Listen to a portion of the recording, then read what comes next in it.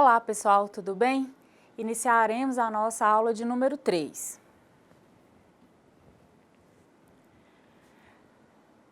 Nessa nossa aula de hoje, iremos ver os seguintes assuntos: equipamento de proteção individual utilizados em sinalizações e trabalhos com diferenças de nível, procedimentos de trabalho, proteção contra incêndio e explosão, NRs, a NR10, segurança em projetos de acordo com a NR10, procedimentos de seguranças de acordo com a NR10, seguranças em instalações elétricas desenergizadas e manutenção em linhas de transmissões energizadas.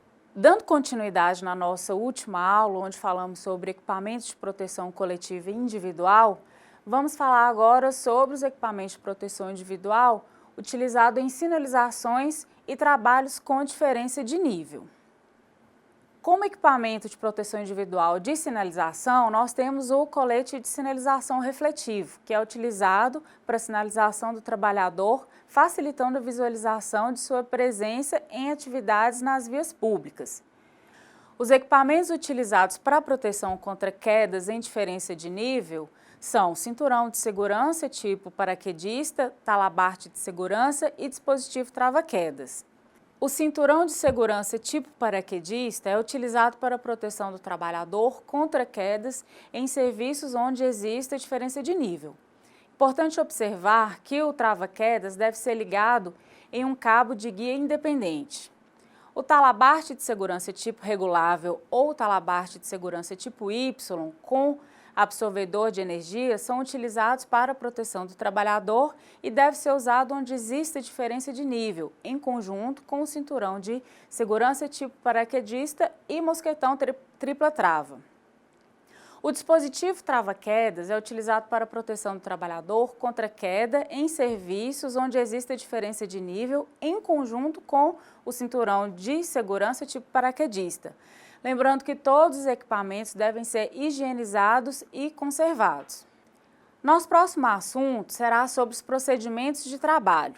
Vamos ver como devem ser elaborados os procedimentos que devem ser utilizados para estabelecer uma condição segura nas atividades com eletricidade. Todas as empresas devem elaborar procedimentos de trabalho e segurança específicos, padronizados, com descrição detalhada de cada tarefa passo a passo, a partir da análise de risco. E esses procedimentos devem complementar as medidas de segurança e não devem substituí-las. Sempre que tiver uma atividade ou serviço em máquinas e equipamentos que envolvam o risco de acidente de trabalho, tem que ter antes uma ordem de serviço, que é o que a gente chama de OS. E devem ter no mínimo 3 itens, que é a data e o local onde será realizado o serviço, o nome e a função dos trabalhadores e os nomes dos responsáveis pelo serviço e pela emissão da ordem de serviço, que é de acordo com os procedimentos de trabalho de segurança. Os serviços de instalações elétricas em áreas com risco de explosão só poderão ser realizados se tiver uma permissão para executar esse tipo de trabalho. Lembrando que as instalações devem estar desenergizadas, obedecendo as medidas de segurança que já estudamos anteriormente, que são o seccionamento, o impedimento de reenergização, a constatação da ausência de tensão, a instalação de aterramento temporário com equipamento dos condutores do circuito, proteção dos elementos energizados existentes na zona controlada e a instalação de sinalização de impedimento de reenergização. As atividades em instalações elétricas devem ser realizadas por trabalhadores habilitados, qualificados, capacitados ou autorizados a realizarem essas atividades. E essas capacitações devem ser responsabilidade do empregador. Devem ter as seguintes regras para essa capacitação.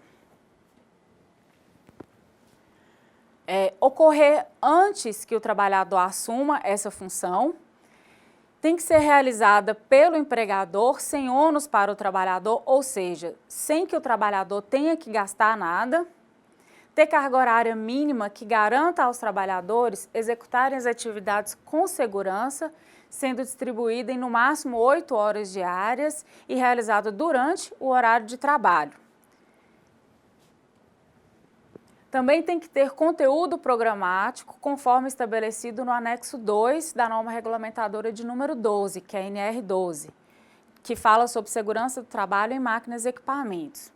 Também tem que ser ministrado por trabalhadores ou profissionais qualificados para esse fim, com supervisão de profissional legalmente habilitado, que se responsabilizará pela adequação do conteúdo, forma, carga horária, classificação dos instrutores e avaliação dos capacitores. Sempre que tiver uma mudança significativa nas instalações, nas operações das máquinas ou procedimentos e organização do trabalho, o trabalhador precisa passar por uma reciclagem de sua capacitação. Ou seja, ele passará por um novo treinamento, já que ocorreram mudanças em relação às atividades que serão executadas. Em relação às ferramentas, aos materiais e acessórios utilizados, quando for mexer em máquinas e equipamentos, elas devem estar adequadas às operações que serão realizadas. Também é proibido colocar ferramentas manuais no bolso ou em outro local que não seja apropriado. Vamos falar agora sobre proteção contra incêndio e explosões. A maioria dos incêndios que ocorrem em instalações comerciais e industriais são causados por falhas elétricas por causa dos curtos-circuitos, sobrecargas, dentre outros. Daí a importância que seja adotado medidas de segurança em todas as instalações elétricas para evitar acidentes, seguindo assim a nossa norma regulamentadora de número 10.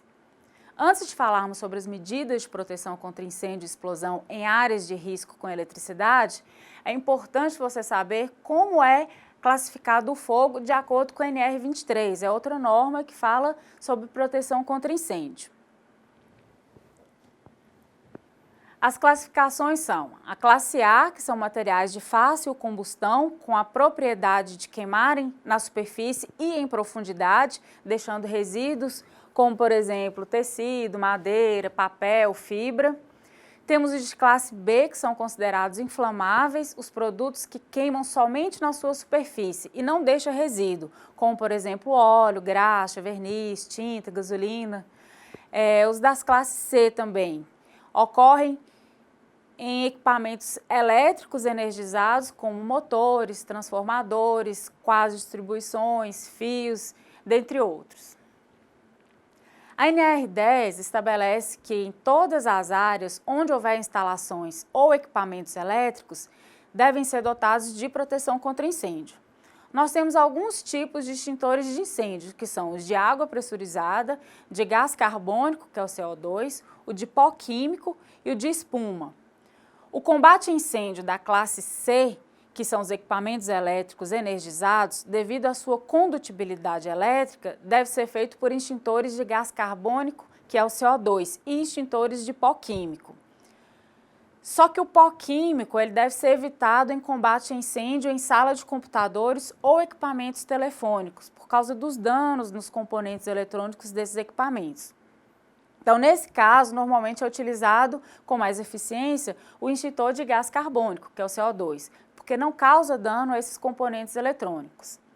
E não devemos utilizar para combater os incêndios de classe C a água pura, em forma de espuma ou em recipientes sob pressões, que são os de água pressurizada ou extintores de água-gás, devido à sua condutibilidade elétrica, podendo causar choque elétrico ou um curto-circuito, que pode tornar ainda mais grave o acidente. Agora vamos falar sobre atmosfera potencialmente explosivas. Elas são formadas por gases que, dependendo da sua característica do produto, e se tiver uma fonte de ignição, elas podem causar incêndio ou explosão, por causa das substâncias inflamáveis existentes no ambiente. A fonte de ignição pode ser um tipo de dispositivo, acessório ou equipamento elétrico, que possa produzir algum tipo de centelha. Essas áreas são divididas em três classes, que são subdivididas ainda em grupos ou em zonas. A classe 1 são gases e vapores, dividida em 4 grupos, que vai de A até a letra D. E algumas das substâncias, como por exemplo a gente tem o acetileno, hidrogênio, monóxido de carbono, acetona, amônia, benzeno, gasolina, dentre outros. Classe 2, Poeiras é dividido em 3 grupos, que é de E até G, sendo poeiras metálicas combustíveis, poeiras carbonáceas, que é o carvão mineral, a hulha, e poeira combustível, como farinha de trigo, ovo em pó, celulose, etc. E a classe 3, que são fibras combustíveis, como rayon, sisal, fibras de madeira, dentre outros. Existe ainda uma classificação que são consideradas as probabilidades de ocorrência explosivas, que são divididas em zonas 0, 1 e 2, de acordo com a Associação Brasileira de Norma Técnica, que é a ABNT. A zona 0 é a área onde a atmosfera explosiva, formada por gases combustíveis, ocorre permanentemente ou por longos períodos. A zona 1 é a área onde a atmosfera explosiva, formada por gases combustível, provavelmente ocorra em operação normal dos equipamentos. A zona 2 é a área onde não é provável o aparecimento de atmosfera explosiva, formada por gases combustíveis em condições normais de operação e, se ocorrer, é por um curto período de tempo. De acordo com a NR10, nas instalações elétricas de áreas classificadas ou sujeitas a riscos acentuados de incêndio ou explosões, devem ser adotados dispositivos de proteção, como alarme e seccionamento automático para prevenir sobretensões, sobrecorrentes, falhas de isolamento, aquecimentos ou outras condições anormais de operação. Então é necessário que um rígido controle para evitar os acidentes devido aos equipamentos elétricos. Para atender os critérios de segurança em áreas de risco e explosão, os equipamentos utilizados nessas áreas têm que ser testados dentro dos padrões de qualidade por empresas certificadas e qualificadas. Outro cuidado que temos que tomar é com a eletricidade estática em atmosfera explosiva. Ela é gerada por atrito de correias de máquinas, peças em movimentos repetitivos, movimentação de fluidos e produtos pulverizados em tubulações, silos, etc. Os processos ou equipamentos que podem acumular eletricidade estática devem ter proteções específicas e ter dispositivo de descarga elétrica. A tensão elétrica acumulada pode produzir descargas elétricas que em locais com baixa umidade do ar e com gases inflamáveis, fibras e poeiras inflamáveis, pode causar explosão e incêndios de grandes proporções. Ainda de acordo com a NR10, os serviços em instalações elétricas nas áreas classificadas só podem ser realizados com permissão para o trabalho com a liberação formalizada ou supressão de um agente de risco, que determina a classificação da área. Essa suspensão dos riscos significa a retirada dos gases ou dos vapores inflamáveis. Nessas permissões, devem estar descritos os riscos envolvidos, o pessoal que vai trabalhar, os equipamentos de proteção individual e coletivo e as proteções de segurança a serem adotados. Agora nós vamos ver sobre as normas regulamentadoras, que são as NRs, Hoje existem 36 normas regulamentadoras, que elas regulamentam diversas atividades. Nesse momento, nós iremos ver as normas que orientam as atividades com energia elétrica. Quando falamos em prevenção de choque elétrico, devemos consultar e aplicar as normas brasileiras, no caso, a NBR 5410, da Associação Brasileira de Normas Técnicas, a ABNT, em conjunto com a norma regulamentadora de número 10, que é a NR10. A NBR 5410 fala das instalações elétricas de baixa tensão e fixa condições de segurança nas instalações com tensões de 1000 volts em corrente alternada e de até 1500 volts em corrente contínua. Então, a NBR 5410 fala somente de instalações elétricas de baixa tensão e não trata de instalações elétricas de alta tensão. Já a NR10, ela fala de seguranças em instalações e serviços com eletricidades e estabelece as condições mínimas para garantir a segurança dos trabalhadores que, direta ou indiretamente, têm contato com instalações elétricas e atividades com eletricidade. A aplicação da NBR 5410 deve ser considerada a partir da origem da instalação e é o que nós vamos observar aqui agora. A origem das instalações alimentadas diretamente por rede de distribuição pública em baixa tensão correspondente aos terminais de saída do dispositivo geral de comando e proteção. A origem da instalação alimentada por subestação de transformação correspondente aos terminais de saída do transformador. E se a subestação possuir vários transformadores não ligados em paralelo, a cada transformador corresponderá uma origem, havendo tantas instalações quanto forem necessários os transformadores. E nas instalações alimentadas por fonte própria de energia em baixa tensão, a origem é considerada de forma a incluir a fonte como parte da instalação. A NBR 5410 estabelece as condições técnicas a que devem estar submetidas as instalações elétricas no sistema em baixa tensão, para garantir a segurança e o funcionamento elétrico. Vamos falar agora sobre as especificações da NR10. Essa norma se aplica às fases de geração, transmissão, distribuição e consumo, incluindo as etapas de operação, manutenção das instalações elétricas e qualquer trabalho realizado em suas proximidades.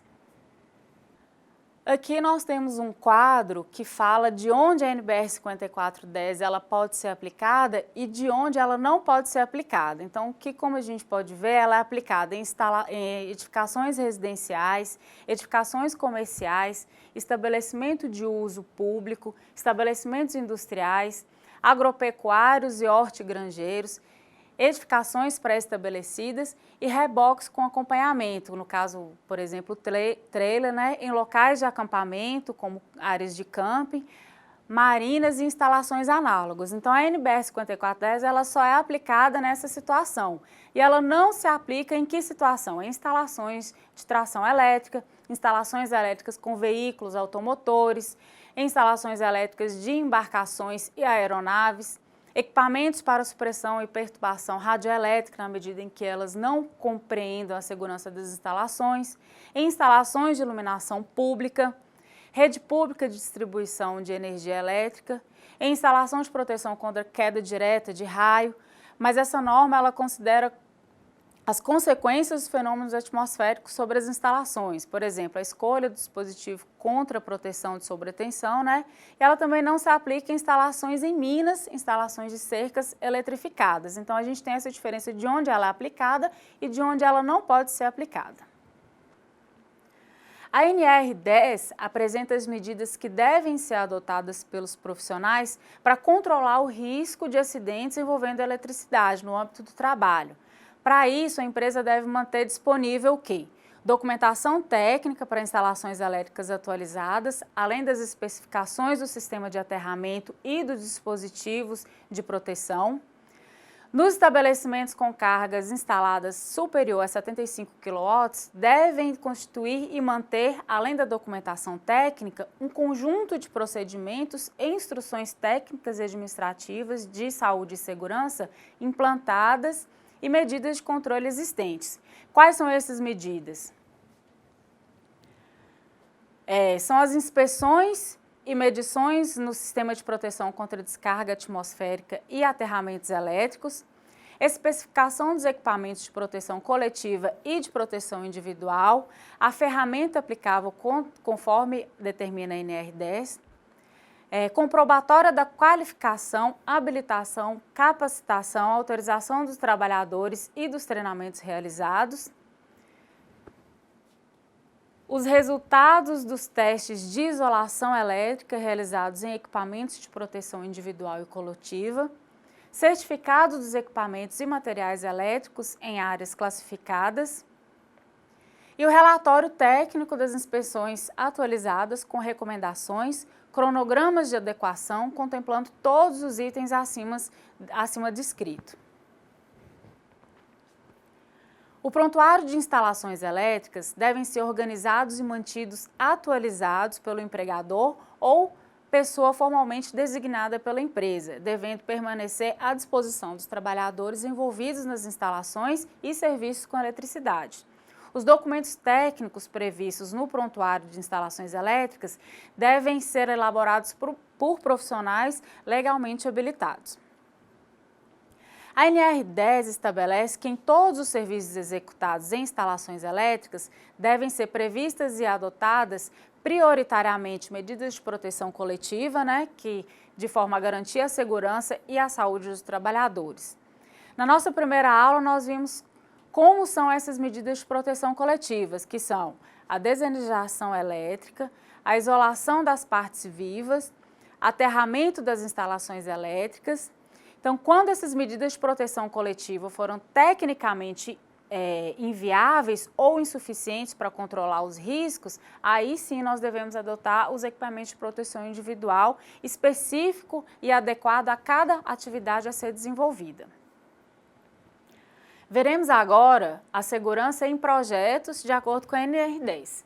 A NR10 estabelece que nos projetos de instalações elétricas a obrigatoriedade da especificação dos dispositivos de desligamento de circuitos em recursos para impedimento de reenergização e sinalização de advertência. Os projetos elétricos devem prever alguns itens que estão listados aí na apostila.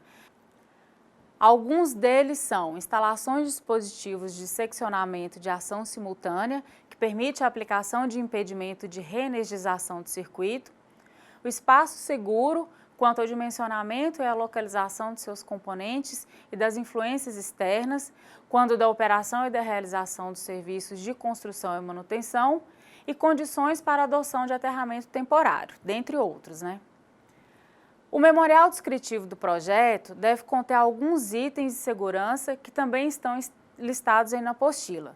Alguns deles são especificação das características relativas à proteção contra choques elétricos, queimaduras e outros riscos adicionais, recomendações de restrições e advertências quanto ao acesso de pessoas aos componentes das instalações, o princípio fundamental dos dispositivos de proteção constantes no projeto destinado à segurança das pessoas, dentre outros listados aí na apostila. Nosso próximo assunto serão sobre os procedimentos de segurança de acordo com a NR10. A NR10, nos itens 10.1 até o 10.4.6, estabelece que as instalações elétricas devem ser construídas, montadas, operadas, reformadas, ampliadas, reparadas e inspecionadas de formas a garantir a saúde e a segurança do trabalhador e do usuário e serem supervisionadas por profissional autorizado. Aqui vou falar apenas alguns dos que você pode acompanhar aí na apostila. Então, ela deve ser dotada de medidas preventivas destinadas ao controle dos riscos adicionais, especialmente quanto à altura, confinamento, campo elétrico e magnéticos, explosões, umidade, poeira, fauna e flora e outros agravantes, adotando-se assim sinalização de segurança. As ferramentas, equipamentos e dispositivos devem ser inspecionados e testados de acordo com a regulamentação existente e recomendada do fabricante. Na iminência de ocorrer risco de acidentes nas atividades e serviços em instalações energizadas ou em suas proximidades, devem ser suspensos de imediato para evitar colocar o trabalhador em risco, em perigo. Agora vamos ver sobre segurança em instalações elétricas desenergizadas. As atividades em instalações elétricas, sempre que possível, devem ser realizadas com elas desenergizadas e para isso devem ser adotadas medidas de segurança que é a que vamos ver agora. De acordo com a Comissão Tripartite Permanente de Negociação do Serviço Elétrico do Estado de São Paulo, que é o CNPSP, todas as atividades envolvendo manutenção no setor elétrico devem priorizar os trabalhos em circuitos desenergizados e devem obedecer a procedimentos e medidas de segurança conforme determina a NR10. São consideradas desenergizadas as instalações elétricas liberadas para serviço mediante aos seguintes procedimentos, que é o seccionamento, impedimento de reenergização, constatação da ausência de tensão, instalação de aterramento temporário com equipotencialização dos condutores de circuito, proteção dos elementos energizados existentes e a instalação de sinalização de impedimento de energização. Então, isso tudo nós já vimos anterior. A instalação deve ser mantida desenergizada até que a reenergização seja autorizada. E para que isso aconteça, deve ser seguida uma série de procedimentos. Quais são esses procedimentos? Retirar ferramentas, utensílios e equipamentos, retirar da zona controlada todos os trabalhadores não envolvidos no processo de reenergização, remover o aterramento temporário, a equipotencialização e as proteções adicionais, remover a sinalização de impedimento de reenergização e destravar, se necessário, e religar os dispositivos de seccionamento. A NR10 estabelece o que são zonas denominadas de zona de risco e zona controlada, onde há a delimitação da distância para aproximação dos trabalhadores habilitados e autorizados para a execução dos serviços. Então, o que são zonas de risco? Que são as ZRs. É o entorno da parte condutora energizada, não segregada, acessível inclusive acidentalmente, de dimensões estabelecidas de acordo com o nível de tensão, cuja aproximação só é permitida a profissionais autorizados e com a adoção de técnicas e instrumentos apropriados de trabalho. A zona controlada, que é a ZC, é o entorno da parte condutora energizada, não segregada, acessível de dimensões estabelecidas de acordo com o nível de tensão, cuja aproximação só é permitida a profissionais autorizados. Então, na zona de risco, o profissional precisa estar autorizado a entrar e ainda precisa de um equipamento e procedimentos específicos. Na zona controlada, o profissional também precisa estar autorizado a entrar, mas não precisa de equipamentos e procedimentos especiais. E essa área será determinada de acordo com o nível de tensão de cada equipamento. É o que nos mostra essa tabela aqui da NR10, onde o raio de delimitação entre a zona de risco e a zona controlada, ela vai ser em função da faixa de tensão nominal da instalação elétrica. Por fim, vamos ver manutenção em linhas de transmissões energizadas. Os trabalhos executados em linha viva estão associados às atividades realizadas em redes de alta tensão energizada, por 3 métodos, que é o contato, ao potencial e à distância, e deverão ser executados por profissionais capacitados. Essa atividade deve ser realizada com a adoção de procedimentos e metodologias que garantam a segurança dos trabalhadores. No método ao contato, o trabalhador tem contato com a rede energizada, mas não fica no mesmo potencial da rede elétrica, pois está devidamente isolado pela utilização de equipamento de proteção individual e equipamento de proteção coletiva adequado à tensão da rede. O método à distância é o método onde o trabalhador interage com a parte energizada a uma distância segura através do emprego de procedimentos, estruturas, equipamentos e ferramentas, dispositivos, isolantes apropriados àquela função que ele vai executar.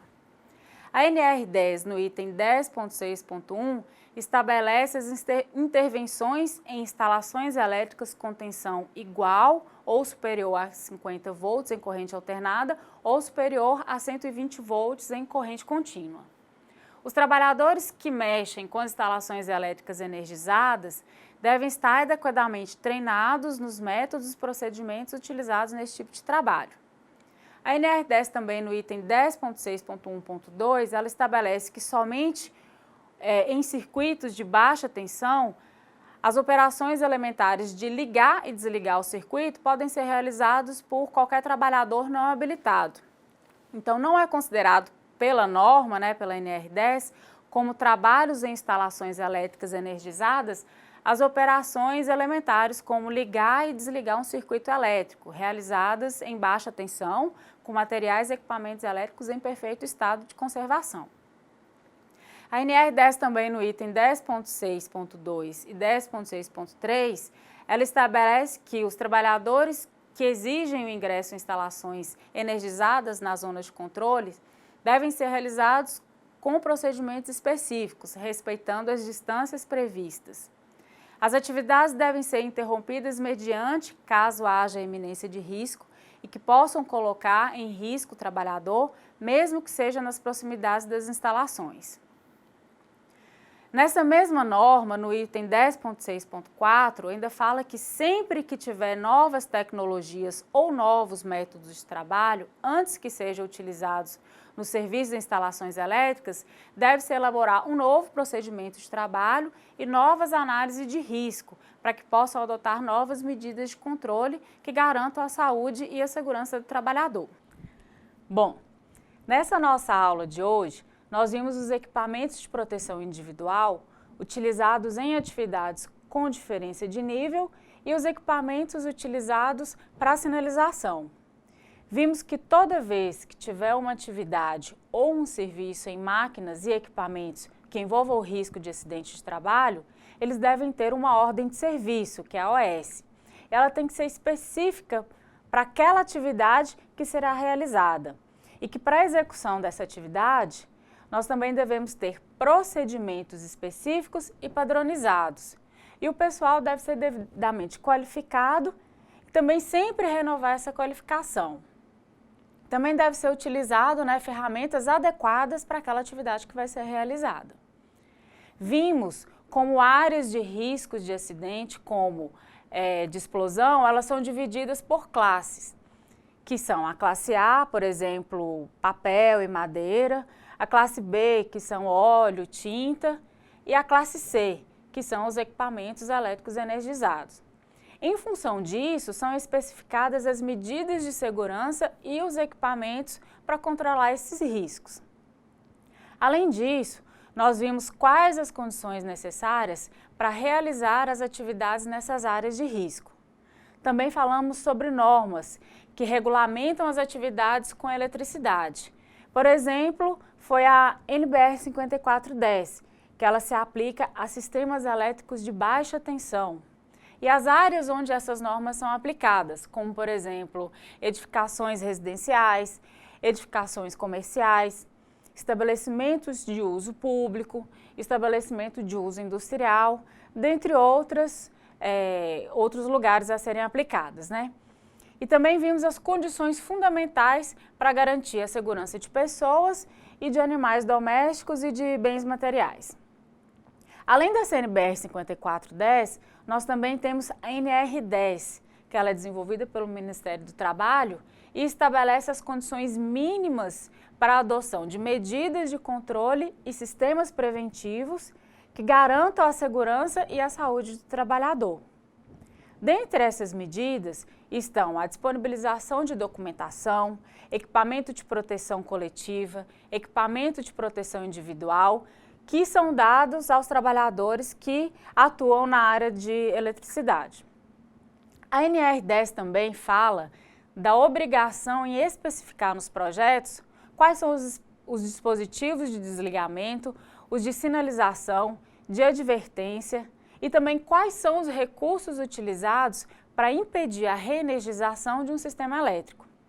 Além disso, a NR10 ela trata dos procedimentos de segurança para montagem, construção, operação e montagem de um sistema elétrico e vimos quais as condições mínimas que a NR10 estabelece para que um sistema elétrico também seja considerado como desenergizado.